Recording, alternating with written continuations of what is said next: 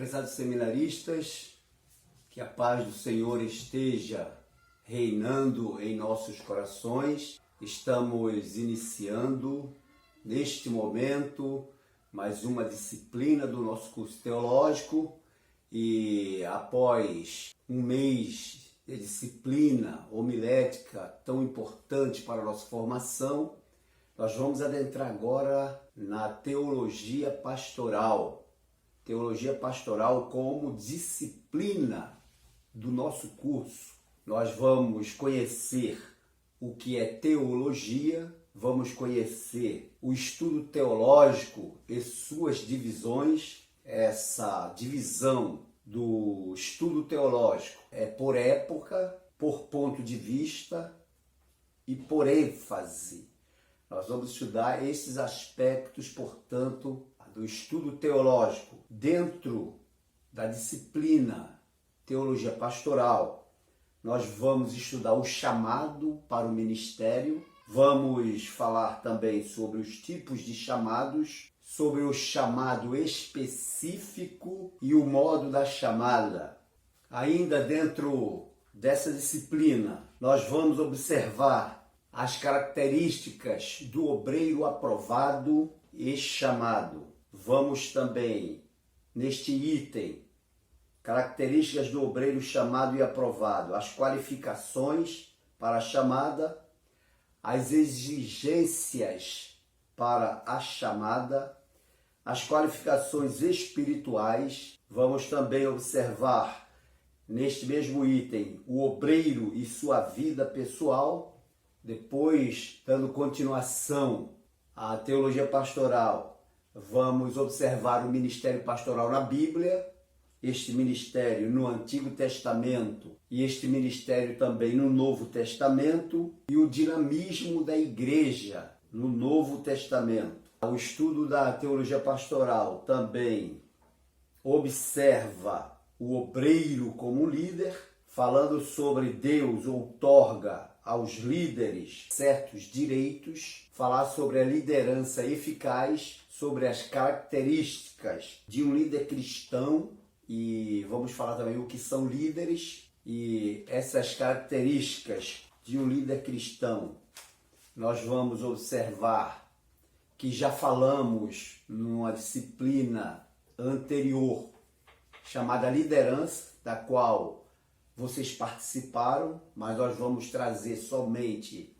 superficialmente o assunto. E ainda na teologia pastoral, nós vamos também ver o obreiro e suas atividades, de acordo com as normas de 1 Timóteo, capítulo 3, versículo 8 a 13, nós vemos que o obreiro deve ser, ou deve ter, o preparo para pastorear. As características básicas para o obreiro apresentado nesse texto de 1 Timóteo, capítulo 3, versículo 8 a 13, e as atribuições do obreiro. E, finalmente, nós vamos ver o obreiro e as suas atividades na segunda parte, mostrando que os pastores sofrem, pastores envolvidos com o sofrimento dos outros. E aí o pastor, de certa forma, ele absorve parte desse sofrimento. E, finalmente, o que a Bíblia ensina sobre as dificuldades para o pastor assumir a sua humanidade. Então, resumindo, nós temos aí uma disciplina muito importante para todos aqueles que estarão assumindo posição de liderança na igreja, exercendo o papel pastoral na igreja, quer na liderança como pastor geral de uma igreja, ou pastor presidente, ou mesmo aqueles pastores auxiliares, que a igreja levanta para ir de encontro às necessidades pastorais das outras áreas afetas ao ministério eclesiástico. Nós temos aqui uma definição de teologia pastoral na Wikipédia, portanto na internet, que diz o seguinte: teologia pastoral é a parte da teologia cristã que cuida da aplicação prática dos ensinos teológicos, a ação ou pastoral da igreja, que ela seja católica ou protestante ou de outras confissões cristãs, e também a vida cotidiana de cada crente, principalmente a formação dos fiéis, que sejam leigos ou clérigos, enquanto filhos de Deus da comunidade eclesiástica ou da igreja. Alguns termos que nós lemos aqui e que falamos para vocês são termos importantes de serem assimilados por todos os seminaristas, visto que a partir de agora todas as aulas teológicas poderão apresentar esses termos teológicos ou termos eclesiásticos. Quando nós falamos leigos ou clérigos, essas expressões ou essas palavras, elas são muito utilizadas em algumas denominações cristãs, mesmo evangélicas. A Igreja Católica Romana usa muito esse termo de clérigos e leigos, mas também algumas denominações protestantes ou evangélicas usam também esses termos. Quando nós observamos os seminaristas de algumas denominações, eles se referirem a estes termos. Então, o que são leigos? Leigos são todos os membros da igreja que não detêm algum tipo de ministério específico na igreja. São chamados de leigos. É claro que entre esses leigos existem pessoas capazes que podem auxiliar no trabalho ministerial, particularmente no trabalho pastoral. E quando ele fala de clérigos, aí sim, os clérigos são aqueles especificamente indicados como líderes pastorais, ou líderes que assumem ou que podem assumir determinadas posições pastorais da igreja. Sendo assim, aqui está uma breve explicação sobre a teologia pastoral.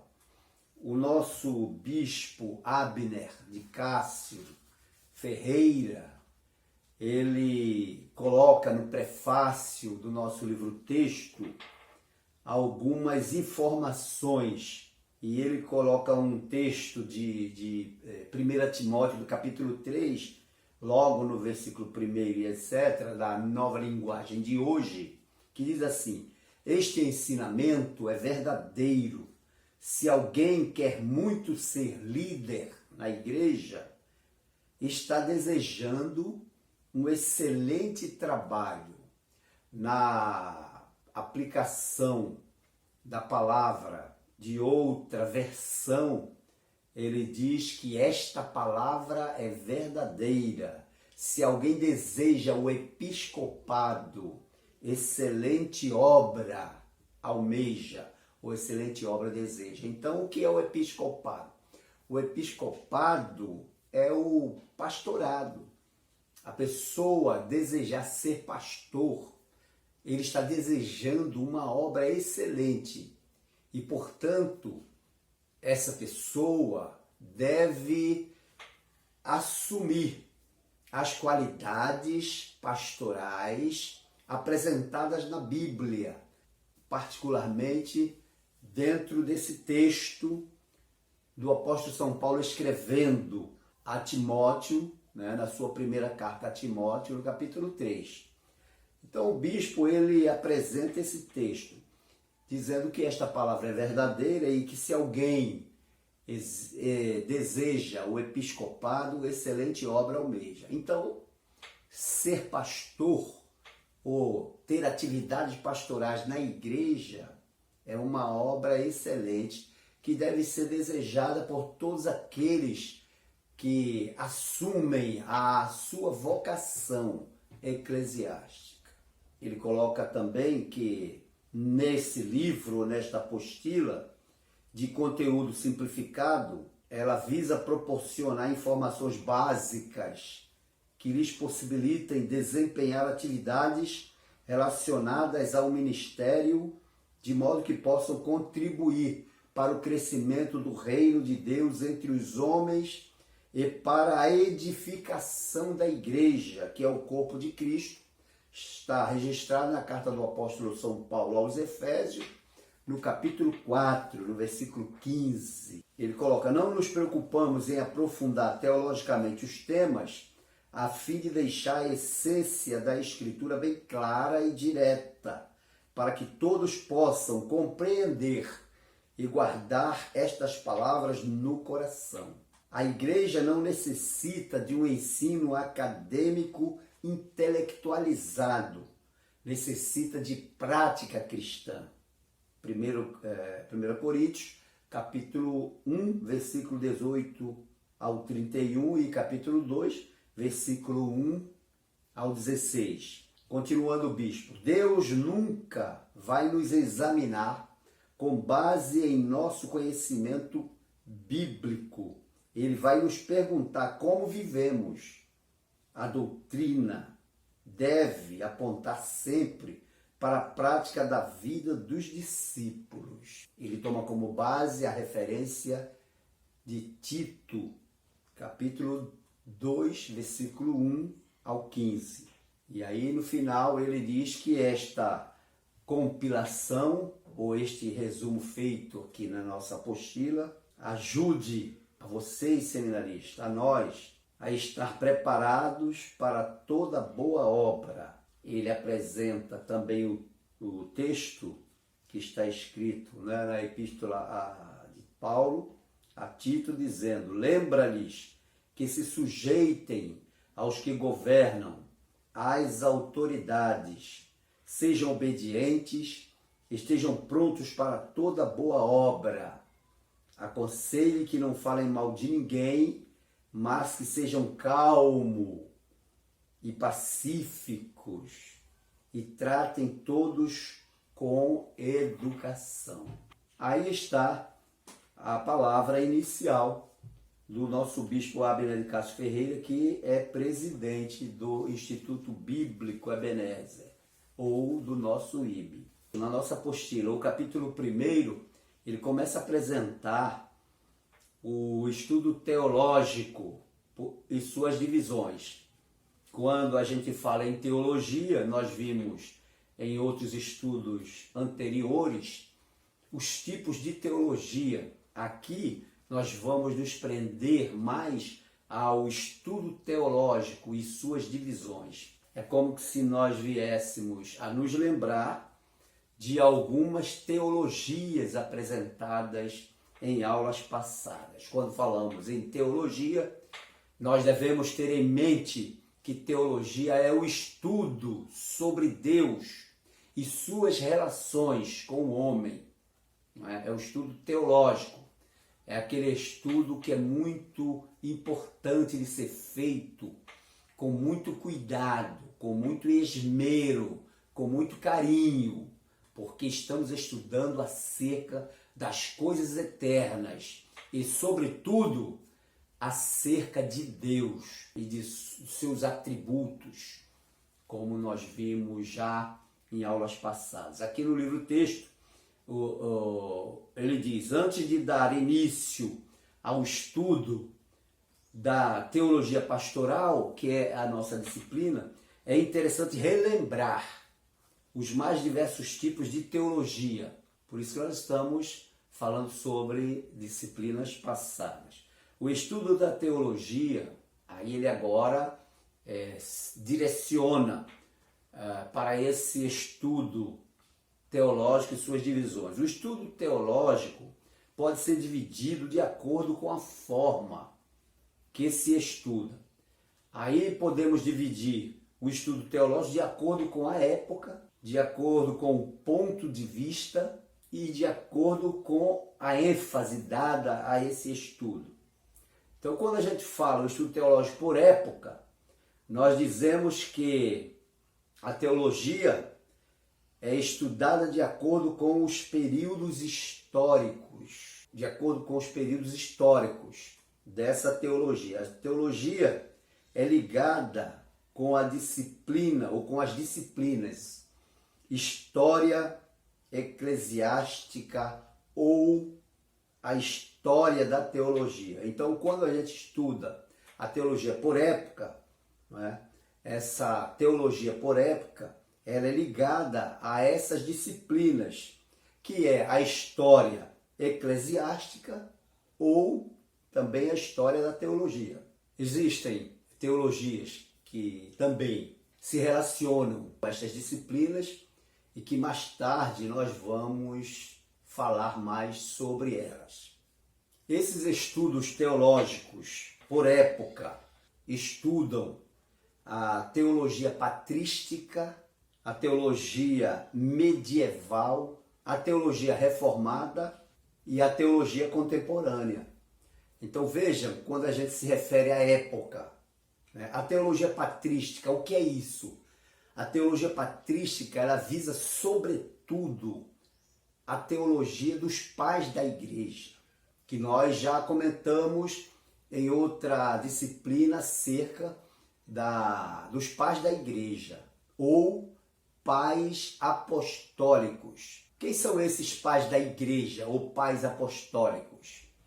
Eles são aqueles que receberam dos próprios apóstolos, dos próprios discípulos de Jesus, toda a informação teológica, toda a preparação teológica, e daí passaram adiante essa mesma informação, essa mesma teologia. Por isso é chamada de teologia patrística, de pai, vem de pai. Já a teologia medieval é a teologia da igreja nesse período da Idade Média. Compreende toda aquela parte da teologia da igreja que já era uma teologia baseada nos ensinos de alguns filósofos cristãos ou de alguns intelectuais da igreja, que inclusive nessa época, nesse período, começam a aparecer vários tipos de doutrinas falsas, de doutrinas combatidas por aqueles que não aceitavam algum tipo de desmando da igreja. Essa é a teologia medieval. Ela merece ser estudada muito profundamente, assim como a teologia patrística. E a teologia reformada? A teologia reformada já nos indica que a partir da reforma protestante, a partir do confronto da verdade bíblica com as doutrinas falsas que haviam penetrado na igreja e eram apresentadas pela teologia medieval, surge a reforma protestante, e a partir da reforma protestante, que se deu no século XVI, através inicialmente dos grupos pré-reformistas e mais tarde com a eclosão da reforma propriamente dita, não é? Com Lutero, Zwinglio, Wycliffe e outros reformadores, vem trazendo agora uma nova orientação da Bíblia para a igreja. Essa é a teologia reformada. E a teologia contemporânea? Aquela teologia que aparece com vários outros ensinos que muitas das vezes foram deixados de lado pela teologia reformada e que agora aparecem através de vários teólogos já bem próximo de nós e até a nossa época e daqui por diante, a teologia contemporânea. Essa teologia contemporânea também apresenta muitas doutrinas que são ofensivas à verdadeira palavra de Deus.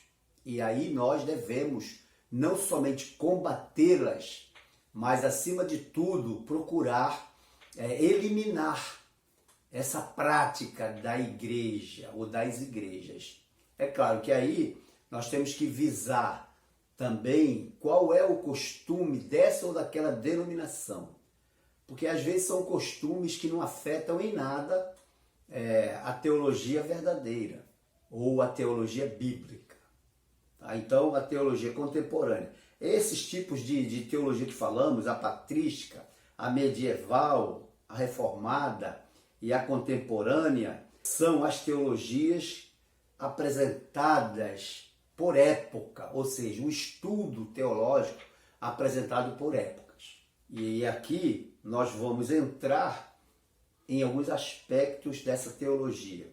No nosso livro-texto fala sobre, em primeiro lugar, a teologia patrística, e diz que a teologia patrística é o pensamento teológico dos discípulos, dos apóstolos, que na tentativa de fazer uma apologia contra os perseguidores do cristianismo no primeiro século da era cristã, sistematizaram as primeiras doutrinas cristãs, como a Trindade e a divindade de Cristo. Então, a partir daí, estas doutrinas sendo sistematizadas pelos próprios apóstolos, eles passam essas informações para os demais que seriam continuadores da pregação bíblica, da pregação do Evangelho. A teologia medieval, como falamos, e aqui o nosso escritor do livro, ele mostra, muito resumidamente, ele diz, é o período que começa com a conversão, entre aspas, de Constantino ao cristianismo e a formação da Igreja Católica Romana. Este período é conhecido como Idade das Trevas. Quando nós falamos a Idade Medieval, nós estamos falando sobre esse período das trevas, ou o período em que o homem, em que a sociedade era praticamente dominada pelo fator religião. E aí, como era uma religião que detinha muitas doutrinas falsas, isso fazia com que o homem ou a sociedade não tivesse conhecimento de Deus e abominasse algumas práticas humanas que eram interessantes ao desenvolvimento da sociedade. Por isso, fala-se sobre o período das trevas, que vai do ano 450 ao ano 1500. Observem que depois desse período é que o mundo começou a se desenvolver. Houveram as grandes descobertas mundiais, universais, né? O mundo começou a caminhar. Aí começa um outro período. Falamos que a conversão, entre aspas, de Constantino era o imperador romano, e observando a potência que era já naquele período o cristianismo perseguido, um cristianismo que, embora fosse maltratado, aviltado, não era aquele cristianismo fraco, mas um cristianismo que cada dia mais se sobrepunha aos mandados, às ordens do império. E isso faz com que Constantino observe que ele, a partir desse momento, poderia fazer algo que mudasse todo o conceito acerca daqueles que aderiam aos ensinos de Cristo. E ele se converte ao cristianismo. A partir daí, o cristianismo passa a ser a religião oficial do Império Romano. E foi justamente nesse momento em que surge a formação da Igreja Católica Romana dentro do cristianismo. Quando nós falamos Igreja Católica, já nos dá a entender qual era a aspiração dos cristãos nessa época, de serem a Igreja Universal, a igreja que estivesse em todas as partes do mundo. Durante esse período da teologia medieval ou da teologia da Idade das Trevas, a teologia ela ficou confinada grandemente nos mosteiros e por isso é chamada de teologia monástica, ou seja, a teologia dos mosteiros.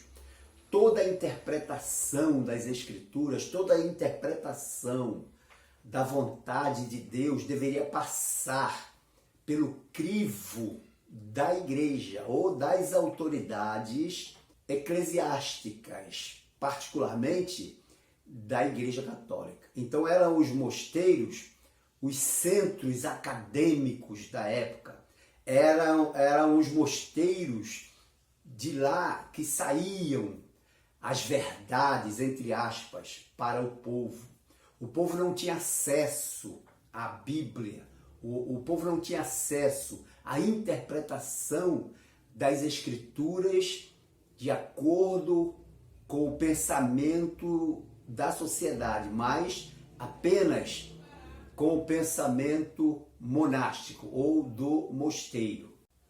É nesse período também da teologia medieval ou teologia monástica, né? Nós agora vemos algumas expressões que caracterizam a teologia medieval. Vimos que é a teologia monástica e vimos também que é a teologia da Idade das Trevas, que é a Idade Medieval.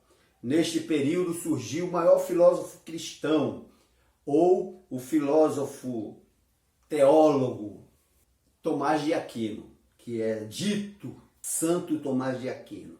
Após esse período de estudo da teologia por época, chamado medieval, nós temos a teologia reformada. Nós falamos que a teologia reformada é o período da teologia que foi marcada por controvérsias e grandes disputas. Esta época viu surgir dois grandes sistemas, que foi a teologia reformada e a contra-reforma da Igreja Católica. Vejam como é importante nós sabermos a teologia por época. Ela nos apresenta aqui na teologia reformada esse todo conhecimento acerca daquela época. Era uma época em que a teologia foi marcada por controvérsias, disputas. Essas controvérsias e essas disputas é exatamente aquilo que nós falamos. A penetração de muitas doutrinas dentro da igreja medieval, o surgimento da Igreja Católica com as suas imposições, os seus dogmas. E aí nós abrimos um parênteses para explicar o que são dogmas. Os dogmas são doutrinas da Igreja Católica que são indiscutíveis, mas são doutrinas da Igreja, não são doutrinas bíblicas, não são doutrinas apostólicas, são doutrinas da Igreja, pontos de discussão que se chegam à conclusão de se manter como verdade absoluta. Então, esses dogmas, eles não são discutíveis. Nessa época, essas controvérsias e essas disputas levaram à reforma. E nesse período da reforma, como nós vimos aqui, essa teologia reformada também, nesse período, viu surgir essas duas teologias, a teologia reformada e a contra-reforma da Igreja Católica. O que era a contra-reforma? A contra-reforma foi uma espécie de movimento da Igreja em relação aos reformadores, ou aqueles que não admitiam a autoridade plena da Igreja no que diz respeito à informação ou à autoridade dispensando os conhecimentos doutrinários verdadeiros. Essas controvérsias surgem e aí essa contra-reforma procura se posicionar contra os reformadores, inclusive perseguindo, matando. Eles foram ao máximo do preconceito. Essa contra-reforma foi que levou muitos cristãos à morte. E aí a história da Reforma fala muito bem sobre isso. Os cristãos verdadeiros, aqueles que seguiam a linha reformada, eles eram perseguidos e muitos eram mortos.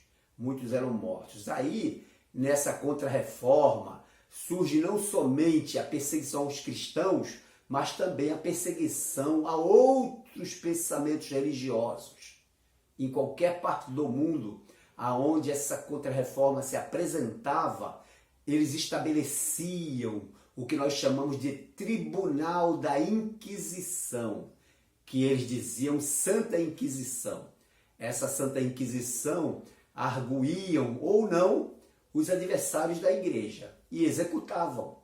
Claro que nesse período também a ação de Deus, né, através daqueles que proclamavam a palavra com firmeza como verdade, né, era uma ação que muitas das vezes não permitiam que a Contra-Reforma fizesse o que estava dentro dos seus pensamentos ou do que estava estabelecido pela Contra-Reforma. Deus também livrava o seu povo, muitas das vezes, das perseguições e das mortes. Em outros momentos, ele permitia, com um propósito de estabelecer definitivamente a sua igreja no mundo. A sua igreja, que eu digo, a igreja pura, a igreja verdadeira, a igreja de Cristo. Como nós vemos aqui, o período reformado começou com Martinho Lutero. Martinho Lutero era um monge católico que se rebela contra os desmandos da igreja, contra as falsas doutrinas. E no dia 31 de outubro de 1517, ele pregou mesmo, com prego, as 95 teses na porta da igreja de Wittenberg, na Alemanha. Ele resume todo aquele pensamento reformado e a prega na porta da igreja para que todos que entrassem lessem aquelas teses. Aquelas teses eram mostrando o pensamento da igreja verdadeira, o pensamento dos reformadores com relação à palavra de Deus para todos aqueles que entravam na igreja. Naquela época, as pessoas utilizavam muito desse artifício de ler, né, de ler o que estava escrito. As pessoas afixavam naqueles lugares públicos o que as pessoas precisavam saber. Haja visto que não existia ainda o rádio, nem a televisão para tal.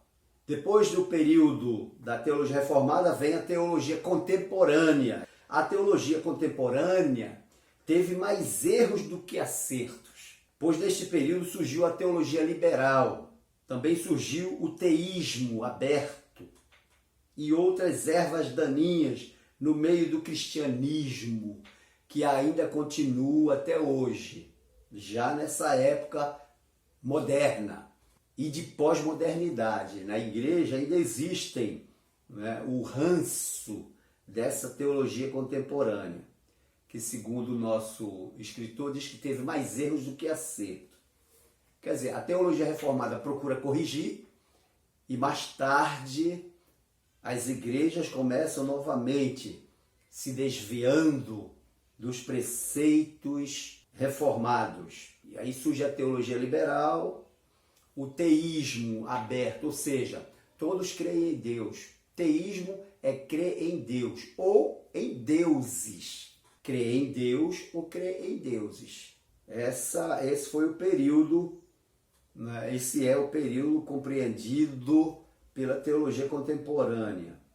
Surge muitas, que ele coloca ervas daninhas, ou seja, ensinamentos heréticos, que perduram e que se perpetuam, né, na igreja. Agora, isso tudo que nós acabamos de falar é o estudo teológico por época. Agora vem o estudo sob ponto de vista. O estudo da teologia pelo ponto de vista analisa os escritos dos teólogos separadamente.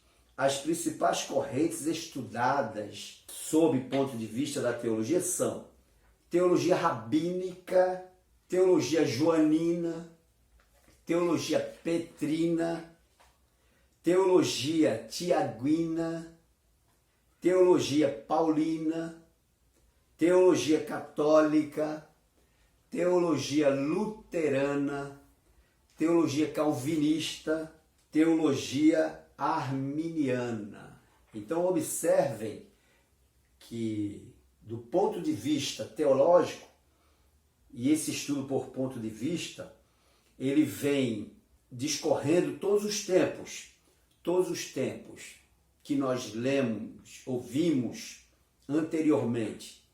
Primeiro, é uma teologia que analisa os escritos dos teólogos. Como nós vimos, o primeiro teólogo cristão católico foi São Tomás de Aquino, que ele aparece nesse período da teologia medieval.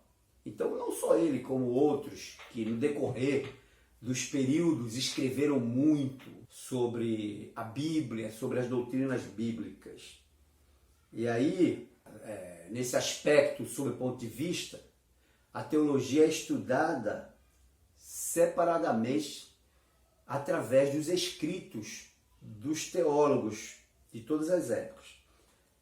Esses períodos, ou essas correntes, aliás, que nós apresentamos aqui, por exemplo, a teologia rabínica. O que é a teologia rabínica? Aí nós vemos que rabínica vem de rabi, que é meu mestre. Rabi, no hebraico, é meu mestre, que é uma doutrina formulada pelos rabinos com base no Antigo Testamento e nas tradições talmúdicas. Nós falamos numa outra disciplina sobre o Talmud. Então essas informações é bom que vocês tenham guardadas consigo para saberem definir, porque o professor não vai sempre poder definir, de repente vai ler ou vai falar alguma coisa com respeito a alguma palavra e vocês já devem saber o que significa esta palavra ou estas palavras. Então, a teologia rabínica, ela é uma doutrina formulada pelos rabinos, e aí quando a gente fala dos rabinos, nós estamos nos referindo ao Antigo Testamento, né, onde está a Torá, o Pentateuco, e ao Talmud. O Talmud, como nós explicamos aqui, é aquela interpretação rabínica, a interpretação rabínica das Escrituras, ou os pontos de vista doutrinários para os judeus, tirados do Antigo Testamento. Né? Então essa é a teologia rabínica. A teologia joanina, o que é isso? Nesta teologia joanina, ela apresenta o estudo dos escritos do apóstolo João. A sua teologia enfatiza muito a divindade de Cristo. Preste bastante atenção. A teologia joanina, ela enfatiza muito a divindade de Cristo, uma vida de santificação e uma forte ênfase escatológica. Por quê? Se a gente for observar não só o Evangelho de João, mas as epístolas de João, 1ª, 2ª e 3ª, e também o Apocalipse, nós vamos observar que a ênfase, o ponto de vista da teologia joanina é justamente esse, é a divindade de Cristo, a santificação e a ênfase na escatologia. Afinal de contas, o livro escatológico, por excelência, o Apocalipse, foi escrito por João, naquele período que vocês já compreendem, já entendem muito bem. Após o ponto de vista da teologia joanina, vem a teologia petrina, de Pedro. Né? É a teologia que estuda os escritos do apóstolo Pedro. Em sua teologia, este apóstolo faz uma conciliação entre a teologia destinada aos judeus e a teologia destinada aos gentios, pois o Senhor Deus quebrou uma barreira no coração de Pedro a respeito dos gentios, registrado no livro de Atos, aquela passagem que fala sobre aquele momento em que ele recebe a revelação de Deus acerca daquele vaso como um lençol que descia do céu, cheio de animais, quadrúpedes e répteis de todas as espécies. E Deus diz: Pedro, mata e come, Pedro. E Pedro diz: não, Senhor, porque nunca entrou na minha boca coisa comum ou imunda. Aquilo ali era Deus quebrando o coração judeu, né, de Pedro, para receber os gentios que já vinham à sua procura em Jope, né, à sua procura. E aqui ele diz que o Senhor faz uma conciliação entre a teologia destinada aos judeus e a teologia destinada aos gentios, pois o Senhor Deus quebrou uma barreira no coração de Pedro a respeito dos gentios. Não é registrado no livro de Atos. Pedro tem uma visão com Deus dizendo que purificou os gentios. Esta é a teologia sob o ponto de vista da teologia petrina.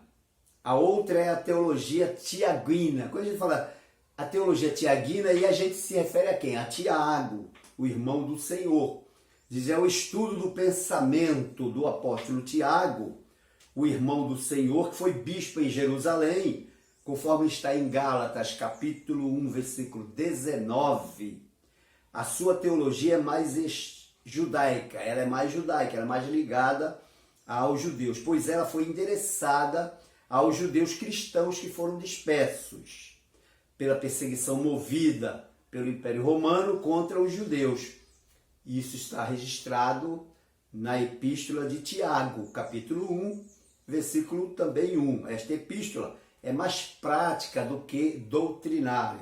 Ela apresenta muitos aspectos práticos da vida cristã, que é uma característica judaica. A outra teologia é a teologia paulina, aí a gente se refere a Paulo. A teologia paulina consiste no estudo das doutrinas do apóstolo Paulo. Paulo foi escolhido por Deus para levar o evangelho aos gentios, pois ele era tanto judeu como cidadão romano. Paulo era judeu, né, conforme a Bíblia apresenta, ele dizendo que era fariseu de fariseu, criado aos pés de Gamaliel, da tribo de Benjamim.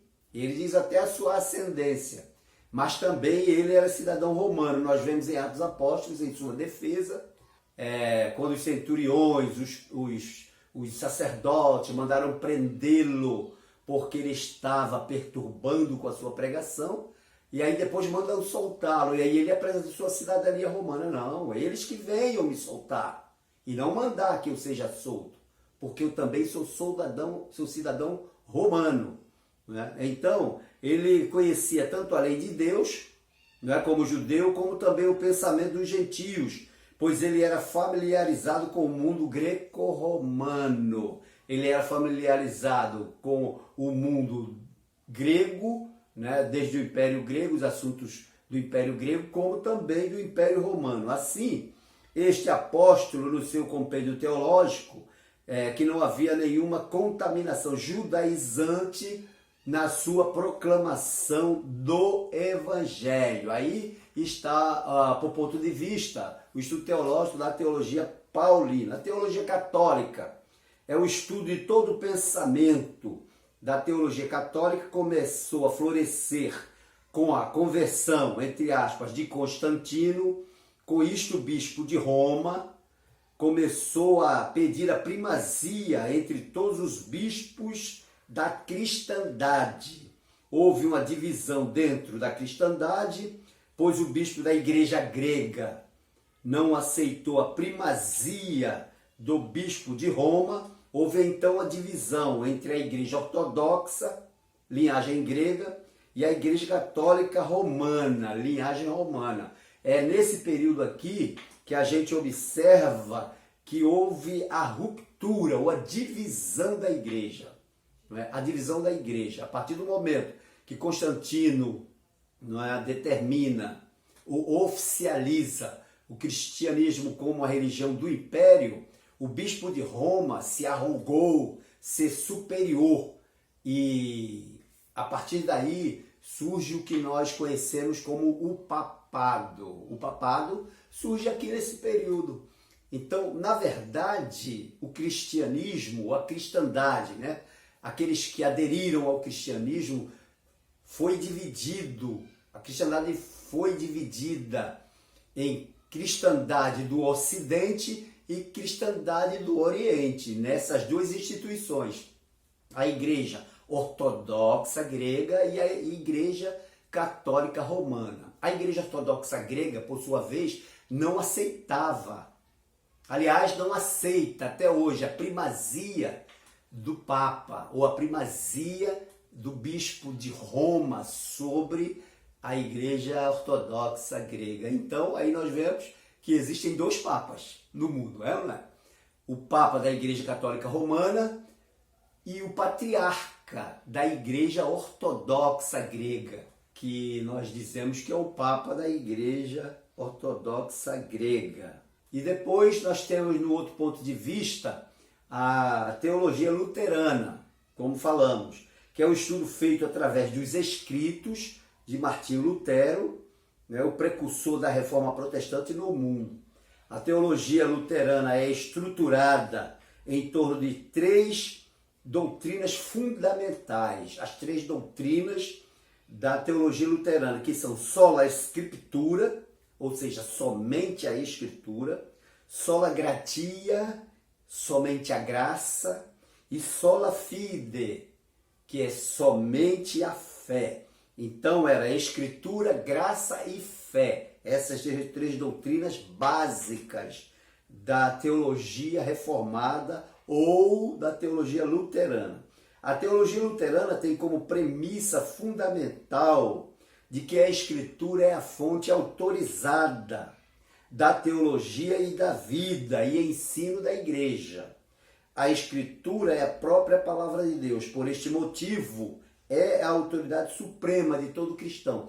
Então, Paulo agora reivindica para as Escrituras a autoridade total sobre a teologia, sobre a vida e sobre o ensino da igreja, coisa que a igreja medieval era ao contrário.